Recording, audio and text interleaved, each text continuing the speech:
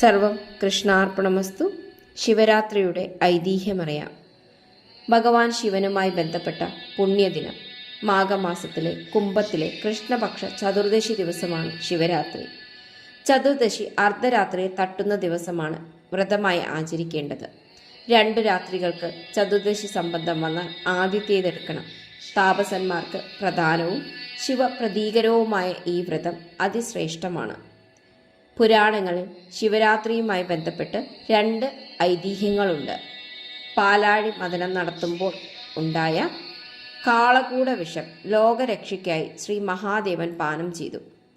ആ വിഷം ഭഗവാന് ബാധിക്കാതിരിക്കാൻ ഏവരും ഉറങ്ങാതെ വ്രതമനുഷ്ഠിച്ച് പ്രാർത്ഥിച്ചു.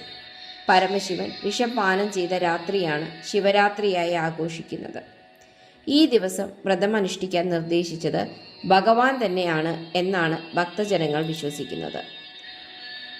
മഹാവിഷ്ണുവിനെയും മഹാദേവനെയും ബ്രഹ്മാവിനെയും ബന്ധപ്പെടുത്തിയാണ് മറ്റൊരു ഐതിഹ്യം.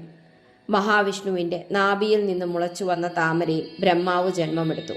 വിശാലമായ ജലപ്പരപ്പിൽ കൂടി സഞ്ചരിച്ച ബ്രഹ്മാവിന് വിഷ്ണുവിനെ മാത്രമേ കാണുവാൻ കഴിഞ്ഞുള്ളൂ. നീ ആരാണ് എന്ന ചോദ്യത്തിന് നിന്റെ പിതാവായ വിഷ്ണുവാണ് ഞാൻ എന്ന ഉത്തരം ബ്രഹ്മാവിന് തൃപ്തി നൽകിയില്ല. അവർ തമ്മിൽ യുദ്ധം ആരംഭിച്ചു. ഒരു ശിവലിംഗം അവർക്ക് മധ്യേ പ്രത്യക്ഷപ്പെട്ടു. അതിൻ്റെ മേലഗ്രവും കീഴഗ്രവും ദൃശ്യമായിരുന്നില്ല. അഗ്രങ്ങൾ കണ്ടുപിടിക്കാൻ ബ്രഹ്മാവ് മുകളിലേക്കും വിഷ്ണു താഴേക്കും സഞ്ചരിച്ചു. വളരെ സഞ്ചരിച്ചിട്ടും ഉദ്ദേശം ഫലിക്കാതെ 2 പേരും പൂർവ്വസ്ഥാനത്ത് വന്നു നിന്നു.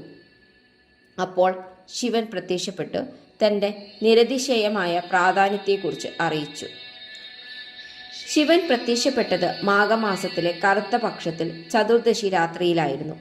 മേലിൽ എല്ലാ വർഷവും ഈ രാത്രി ഒരു വ്രതമായി അനുഷ്ഠിക്കണമെന്നും അതിന് ശിവരാത്രി വ്രതം എന്നായിരിക്കും പേരെന്നും ഭഗവാൻ അരുളി ചെയ്തു.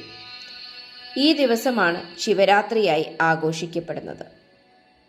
സർവം കൃഷ്ണാർപ്പണമസ്തു. നന്ദി.